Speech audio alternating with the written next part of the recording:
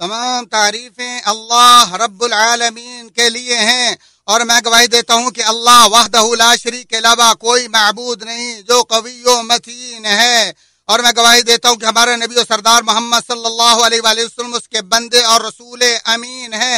اے اللہ اپنے بندے اور رسول محمد صلی اللہ علیہ وسلم اور ان کی تمام آل و اصحاب پر صلاۃ و سلام اور برکتیں نازل فرما۔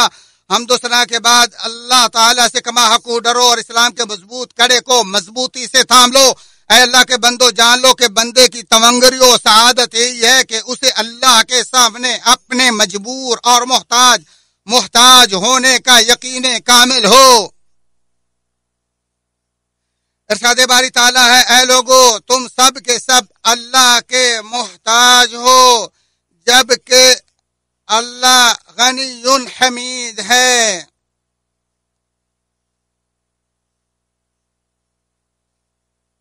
بندے کا اپنے نفس اور اللہ کے دیے پر مان اور اللہ سے بے پرواہی کا گمان ہی اس کی ذلت و رسوائی، ہلاکت و بربادی اور خسارہ ہے۔ ارشاد باری تعالیٰ، لیکن جس نے بخیلی کی اور بے پرواہی برتی اور نیک بات کی تکذیب کی تو ہم بھی اس کی تنگی و مشکل کا سامان میسر کر دیں گے، اس کا مال اس کے اوندہ گرنے کے وقت کچھ کام نہیں آئے گا۔ حضرت عبد عباس رضی اللہ تعالیٰ عنہما سے مروی ہے، رسول اللہ صلی اللہ علیہ وآلہ وسلم نے فرمایا، دو ایسی عظیم نعمتیں ہیں جن کے بارے میں بہت سے لوگ دھوکے کا شکار ہیں، ایک تندرستی اور دوسری فارغ البالی۔ بخاری شریف۔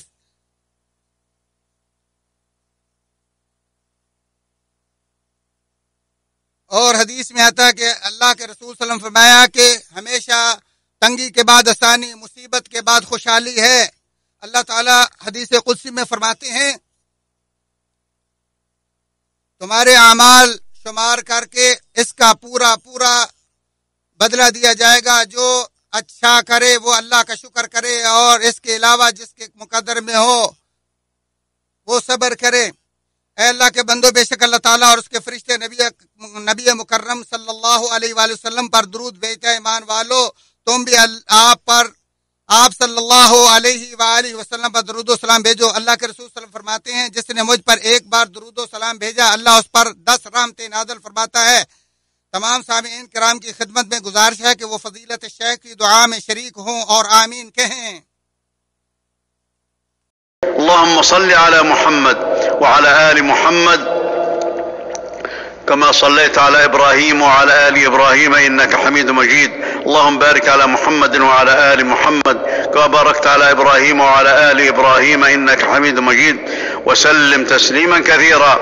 اللهم وارض عن الصحابة أجمعين، اللهم وارض عن الصحابة أجمعين، وارض عن الخلفاء الراشدين الأئمة المهديين أبي بكر وعمر وعثمان وعلي، وعن الصحابة أجمعين وعن التابعين ومن تبعهم بإحسان إلى يوم الدين.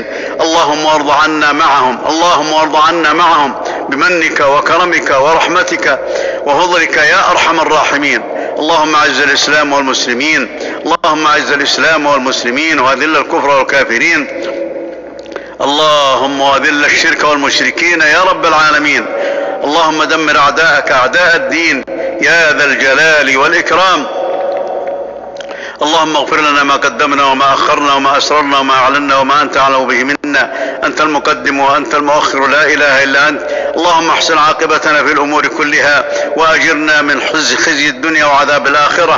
اللهم نسألك فعل الخيرات وترك المنكرات يا ذا الجلال والإكرام. اللهم لا تكلنا إلى أنفسنا طرفة عين وأصلح لنا شأننا كله. اللهم أعذنا، اللهم أعذنا، اللهم أعذنا وأعذ ذرياتنا من إبليس وذريته وشياطينه يا رب العالمين وأوليائه إنك على كل شيء قدير. اللهم حبب إلينا الإيمان وزينه في قلوبنا وكره إلينا الكفر والفسوق والعصيان واجعلنا من الراشدين يا ذا الجلال والإكرام. اللهم نفس كرب المكروبين من المسلمين، اللهم نفس كرب المكروبين من المسلمين. اللهم اقض الدين على المدينين من المسلمين. اللهم اشف مرضانا، اللهم اشف مرضانا ومرضى المسلمين، اللهم اشف مرضانا ومرضى المسلمين برحمتك يا أرحم الراحمين.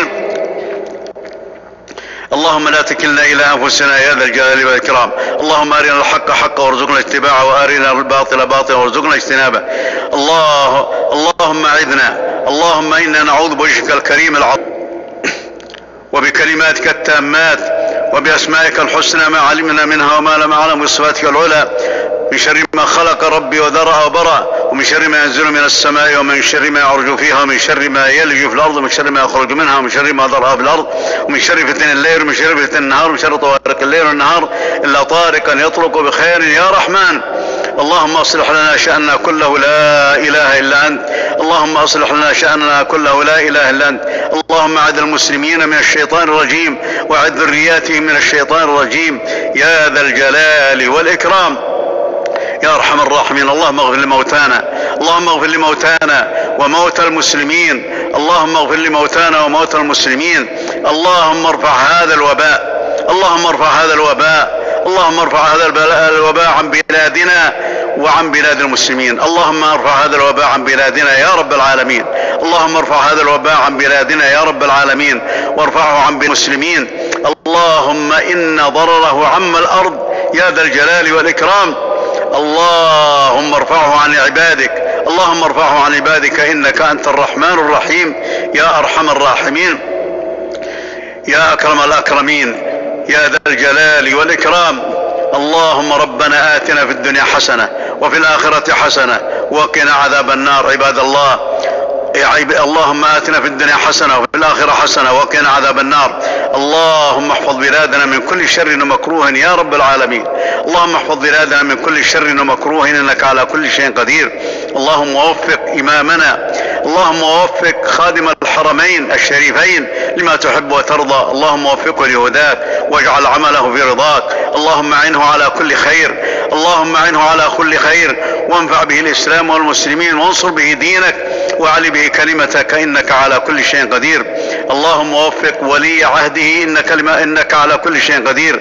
اللهم وفقه لما تحب وترضى، وخذ بناصيته البر والتقوى، وأعنه على كل خير. اللهم وارزقه العمل الرشيد والرأي السديد. اللهم وانفع به الإسلام والمسلمين، وانصر به دينك، إنك على كل شيء قدير يا ذا الجلال والإكرام. عباد الله، إن الله يأمر بالعدل والإحسان وإيتاء ذي القربى وينهى عن الفحشاء والمنكر والبغي يعظكم لعلكم تذكرون. فاذكروا الله العظيم الجليل يذكركم، واشكروه على نعمه يزدكم، ولذكر الله أكبر، والله يعلم ما تصنعون.